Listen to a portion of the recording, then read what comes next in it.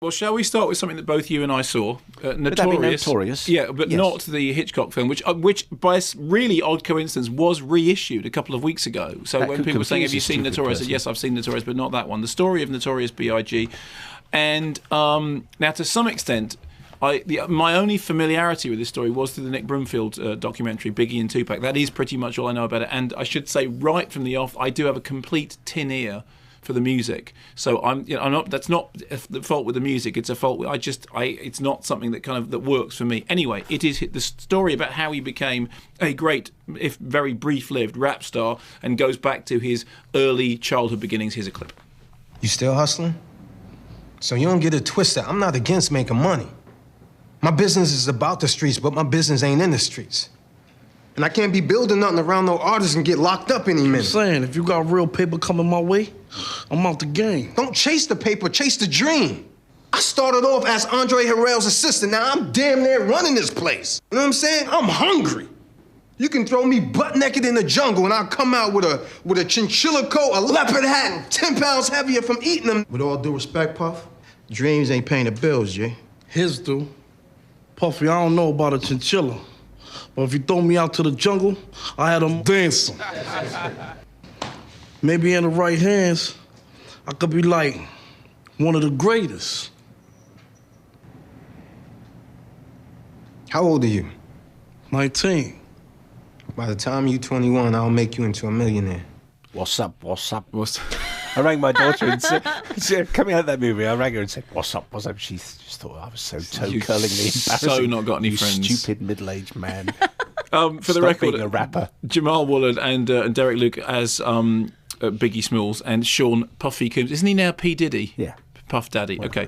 So here are the nice stuff about the film first is I think that the central performance seems pretty convincing. I mean, apparently the guy, studied all of the songs and learnt them all word perfect and did a lot of voice training. And I mean, I thought it was pretty impressive. Yeah, no, it is. I'm as I said, the nice stuff first. I think that's a perfectly decent performance. I mean, that's good.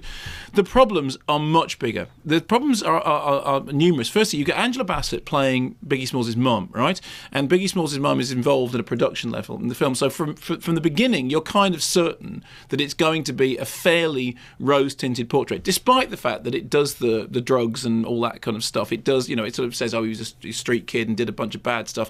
The bad stuff is never really actually that bad, or at least the movie doesn't seem to think of it as that bad. It seems to think that, well, hey, this is what happened, but actually he was great and terrific. Now, the problem is that in order to convince me that the story is really, really interesting, I have to have something that convinces me that what he did was great and terrific for somebody who doesn't get the music. And it was interesting. I had a conversation with Lauren Laverne about this, who is down with the kids and understands pop music. And I said, look, tell me before I go and see the film, it's a really big deal? She said, no, it was. There's a record, is it called Hypnotise? What, by Def Leppard? No, by Biggie Smalls. Yeah, probably. I could sing in Def Leppard. You're the music guy. Yeah, well, Okay, well, to an extent. I don't seem to remember playing a lot of Notorious. Well, apparently there is a record. She said, no, it's really good. And I remember the first time I ever heard it, thinking it was really great and really important. I respect Lauren's opinion very much in that. So I am willing to believe, therefore, that there is a great, significant musical career. The problem with it is that the film didn't give me any sense of what it was that I was meant to be impressed by. And I would say that if you didn't like rock and roll, but you saw the Buddy Holly story, you would still come away from it with that sense, that moment when Gary Busey says, I've got a sound in my head and it's nothing like the sound we've got out here. And he starts playing, they're playing in the roller rink, and you understand what it is that he's doing that's fundamentally different to everything that's gone before. If you don't like Johnny Cash, you can still watch Walk the Line and understand what it is about that music that's important. And the problem for me was, as somebody who doesn't get the music that Biggie Smalls was making, the documentary didn't take me any nearer to that.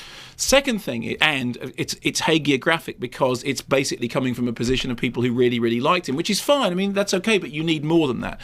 The second problem with it is that it's narrated by Biggie Smalls. I instantly don't get that because how can he narrate his own movie when he dies? Well, of course, on one level you could say it's an homage to Sunset Boulevard, right? In which is there are several movies which are narrated from beyond the grave, but in this particular case, it's really odd because there's never, and you said this yourself, there's never a point at which he sits down and writes the story. So you're thinking either the whole thing is a complete construct, which is really weird because the construct is that he's narrating from beyond the grave, which is not going to sit easily, or he's written a memoir which they haven't told me about, and when did it happen? Because the time between him, where's the space in which he wrote the memoir? Okay, so that's a big problem.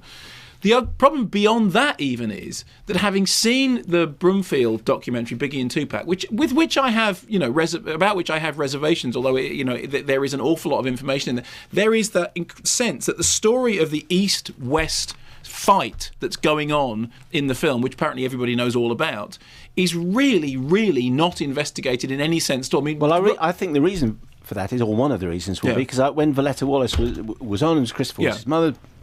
Biggie Smalls being Christopher Wallace, which I haven't said. Exactly. I said, can you explain, for those who don't really get the whole East Coast, West Coast, why it was so much of an issue? Can you explain it? And she didn't want, either she couldn't, or she just didn't want to. No. Explain that. And so that's why it would appear to me the film doesn't really explain what on earth was going on, because she didn't want it to. Fine, but what it does is it has a section in it which is so hokey, which kind of does a version of, look, hey, Biggie was completely the innocent party in all of this. Now, I'm not saying for 1 minute that he wasn't, but what I'm saying is, no, I'm not. What I'm saying is the sequence was so hokey that you end up thinking, what are you covering up? Do you know what I mean? It's like if you do a really, really pantomime version of something in which it's literally, I'm just going to do everything that I can possibly do to be good and helpful. Oh, help! Someone's it just immediately makes you more suspicious. So there's a really peculiar thing going on in there, which is that the movie is so clumsy about stating innocence that you start to wonder what it is that you're not getting. So, 3 things. It's hagiographic. It's narratively confused because it's the thing from beyond the grave. It shies away from the East-West thing, and when it actually puts its feet into the East-West divide thing, it completely messes it up. This is more than 3, obviously. It doesn't explain the music to me, and I think worst of all, it is a succession of cliches that you've seen from other movies. But now I'm not saying it's rubbish. Did he invent the cliche though? Did that whole thing? No, it had to invent the cliche. No, I mean the cliche of the rapper, with the drugs and the guns and all that. He was the start of that, wasn't he? Well, put it this way: if he was the start of that, then there's nothing in the movie that told me that, because the sense that I got from the movie, he's just doing what everybody else did. That's funnily enough, completely by accident, you've hit the nail on the head. That's exactly the problem, is that if there is this... How fortunate I'm here. This thing here, then what it should have done is it should have drawn my attention to that. So if the question is, what's up, what's the answer? No, Don't say that again.